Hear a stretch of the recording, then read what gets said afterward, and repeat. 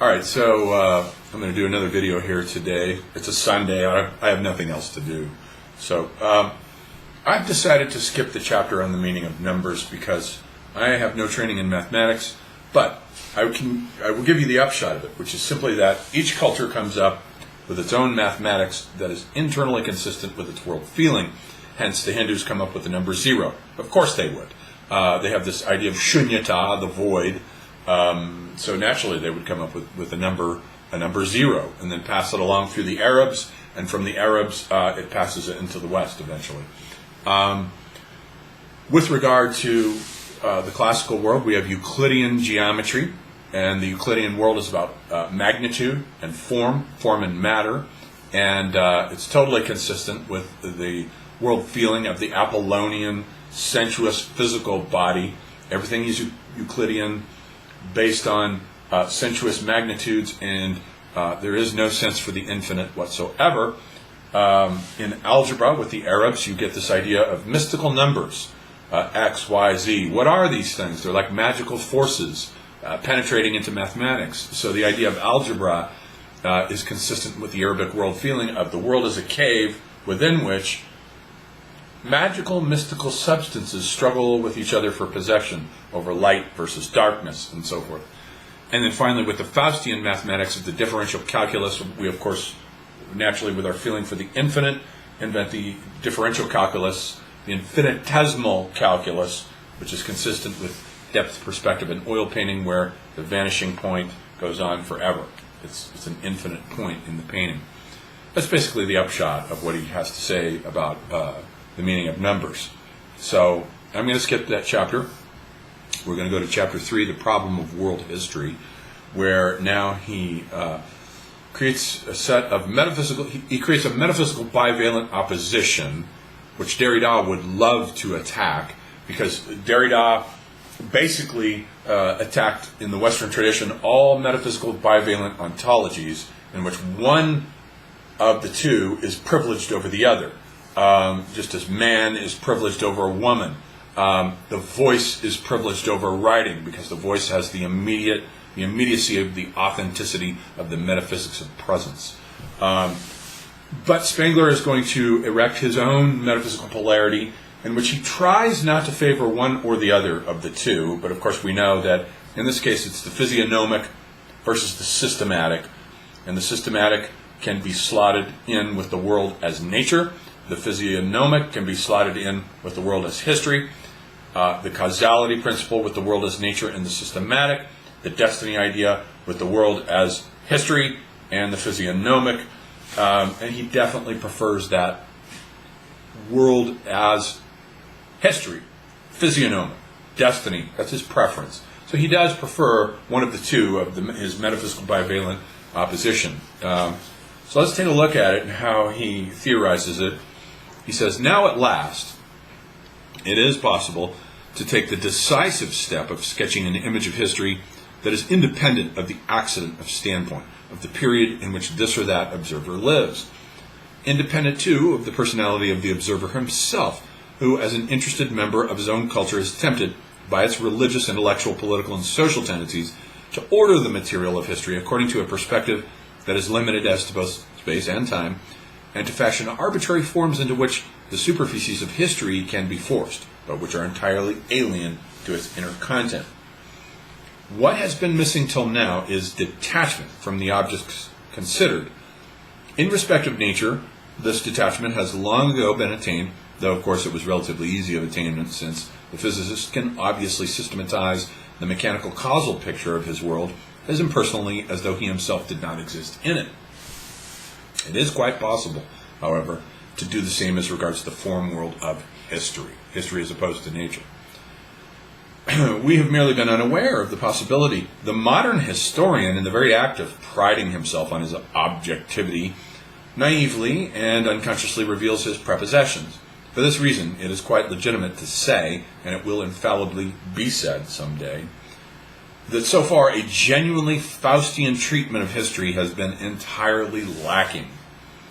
By such a treatment is meant one that has enough detachment to admit that any present is only such with reference to a particular generation of men, that the number of generations is infinite, and that the proper present must therefore be regarded just as something infinitely distant and alien is regarded, and treated as an interval of time neither more nor less significant in the whole picture of history than others.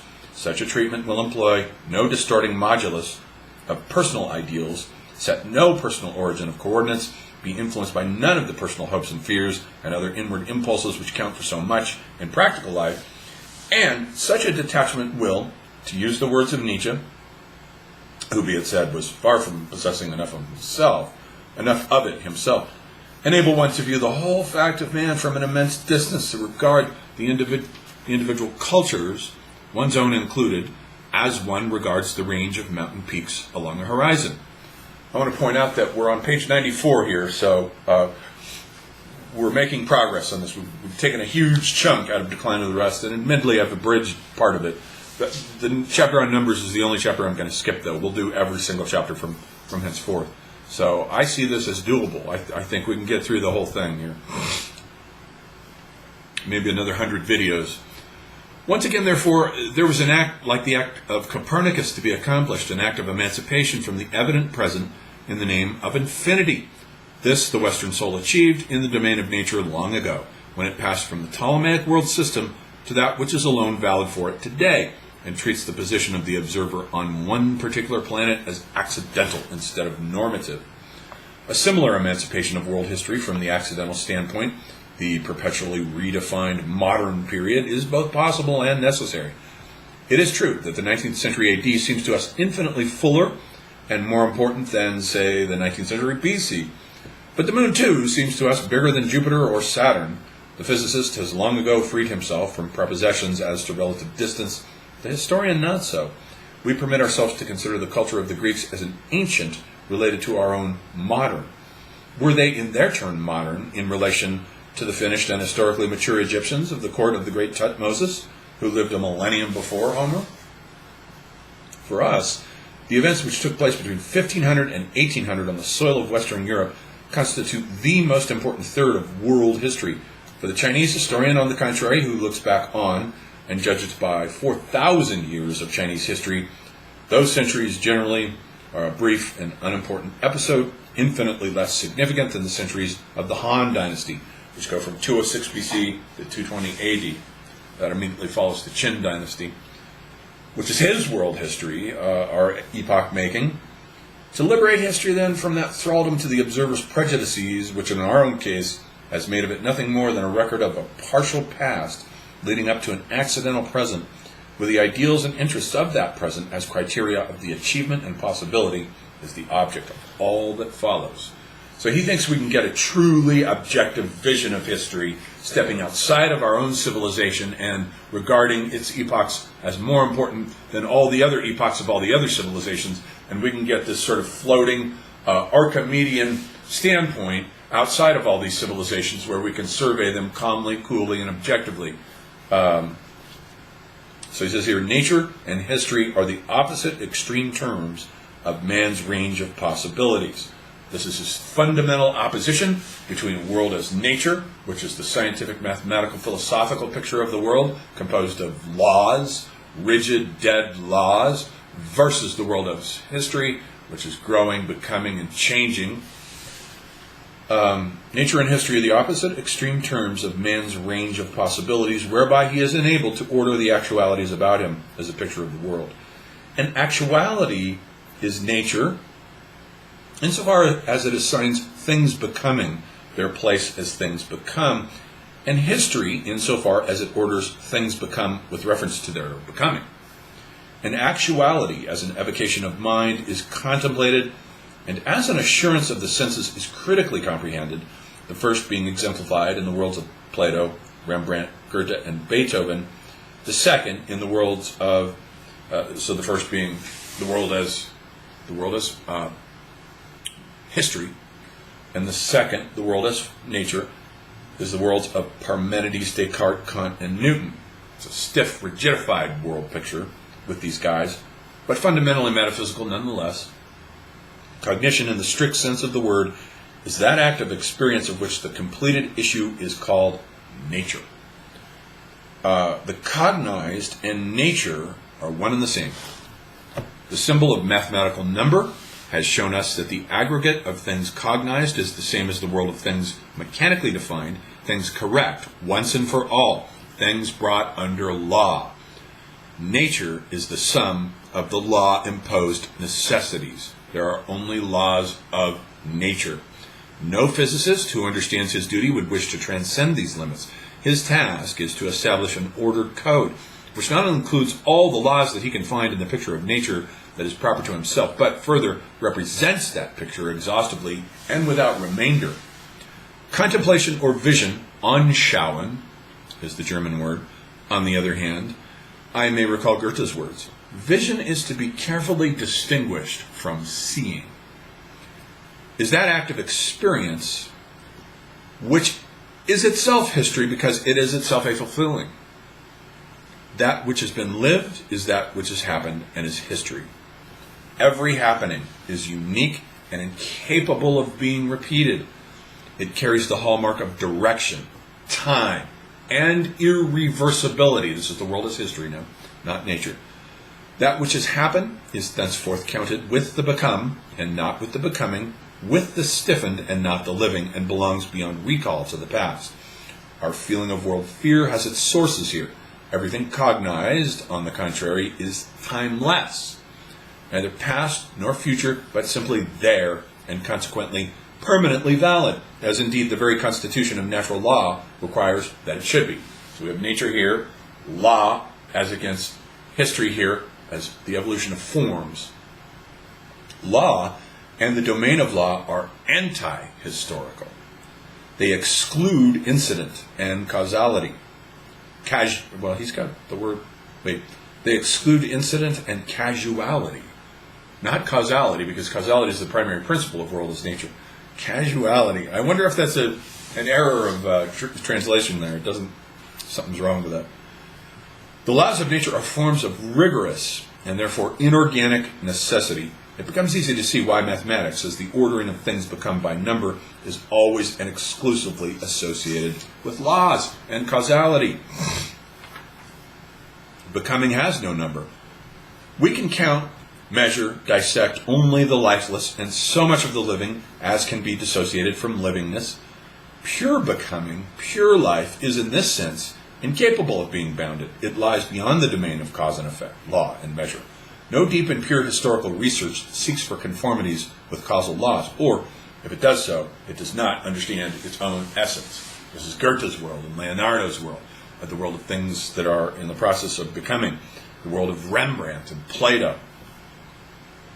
At the same time, history as positively treated is not pure becoming, it is an image. A world form radiated from the waking consciousness of the historian, in which the becoming dominates the become. The possibility of extracting results of any sort by scientific methods depends upon the proportion of things become present in the subject treated, and by hypothesis there is in this case a defect of them. The higher the proportion is, the more mechanical, reasonable, causal history is made to appear.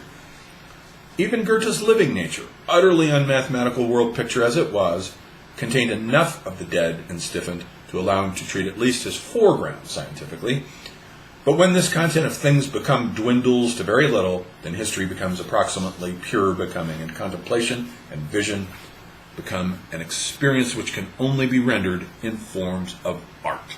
So forms of art are the best way of representing the world as history, whereas mathematics and laws and scientific pictures and philosophical pictures are the best way of representing the world as nature, the world as eternal laws. With Goethe, it's formation, recreation, the eternal mind's eternal recreation. I'm misquoting one of his poems, but that's the essence of it. It's constant transformation, and it has no reference to causality whatsoever. It's destiny, things becoming. And it's irreversible because things that happen in time, with time's arrow, go one way only. You can't reverse a suicide. You can't reverse a murder. Those things are part of the world as destiny, as history, and they can't be undone. And so they become the essence of great tragedy, great works of art, from Aeschylus down to Coppola's Godfather films.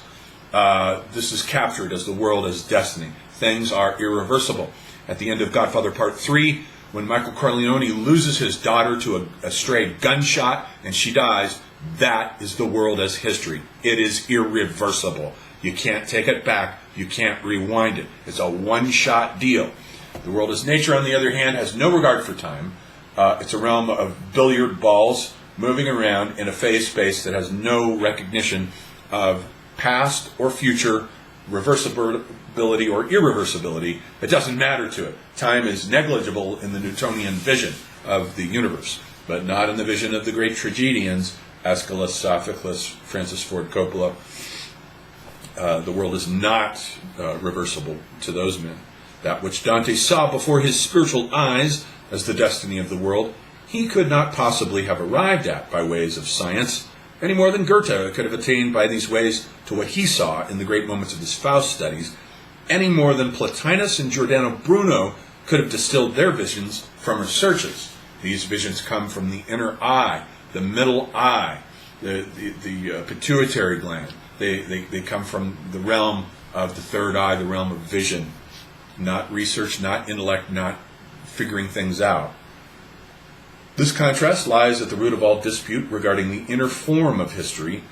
In the presence of the same object or corpus of facts, every observer, according to his own disposition, has a different impression of the whole, and this impression, intangible and incommunicable, underlies his judgment and gives it its personal color.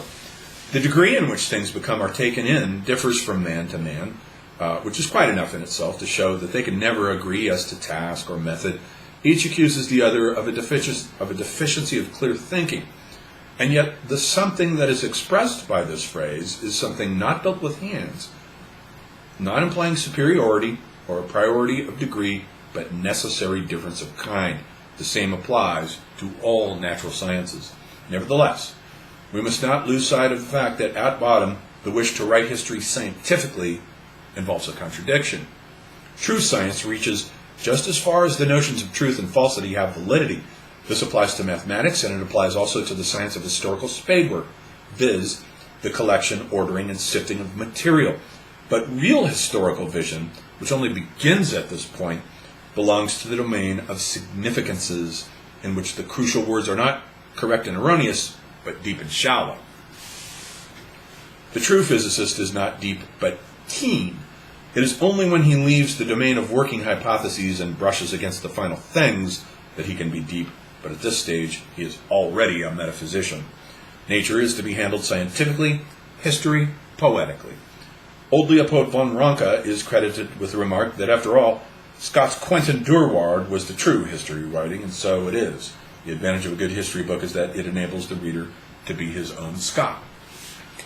On the other hand, within the very realm of numbers and exact knowledge, there is that which Goethe called living nature, an immediate vision of pure becoming and self-shaping. In fact, history, as above defined, Goethe's world was, in the first instance, an organism, an existence, and it is easy, therefore, to see why his researches, even when superficially of a physical kind, do not make numbers or laws or causality captured in formulae, or dissection of any sort their object, but are morphology, in the highest sense of the word, and why his work neither uses nor needs to use the specifically Western and unclassical means of causal treatment, metrical experiment. His treatment of the Earth's crust is invariably geology and never mineralogy, which he called the science of something dead. Let it be said once more that there are no exact boundaries set between the two kinds of world notion, however great the contrast between becoming and the become. The fact remains that they are jointly present in every kind of understanding. He who looks at the becoming and fulfilling in them experiences history. He who dissects them as become and fulfilled cognizes nature. In every man, in every culture phase, there is found an inherent disposition, an inherent inclination and vocation to prefer one of the two forms as an ideal of understanding the world. Western man is in a high degree historically disposed. Classical man far from being so. We follow up what is given us with an eye to past and future, whereas classical man knew only the point present and an ambience of myth. We have before us a symbol of becoming in every bar of our music, from Palestrina to Wagner, and the Greeks a symbol of the pure present in every one of their statues. The rhythm of a body is based upon a simultaneous relation of the parts, that of a fugue, in the succession of elements in time. So I think we'll stop there with this video, which begins to move into the philosophical section of Spengler. Now he's moving right into a philosophical conception in which he contrasts what he calls the physiognomic or physiognomic tact against the systematic. Systematists like Kant and Hegel, guys like that, are creating a different kind of world picture, a world as nature picture of things become and dead in accordance with all of these laws, that is totally in opposition to the world as becoming, the world as history, which is becoming, that is created by artists like Goethe, Rembrandt, Plato, Nietzsche, people like this who understand the world that's in a process of becoming, that has nothing whatsoever to do with dead eternal laws or causality, and it's best worked out by our poets and artists, especially when it comes to the conception of the destiny idea, which is worked out by tragedians from Aeschylus to Francis Ford Coppola. So this is his opposition now, where he begins to, he takes this polarity, and he's going to keep transforming it all the way through the book. So you have to keep this polarity in mind, because it's always the same polarity. World as nature versus world as history. World as nature here becomes the systematic. World as history here becomes the physiognomic. World as nature concerns the causal. World as history concerns the destiny idea of becoming. Very different ways of looking at the world. And of course he prefers the morphological Goethean living idea with the world as a becoming thing. Something that is in a process of becoming. So we'll leave it there with this video.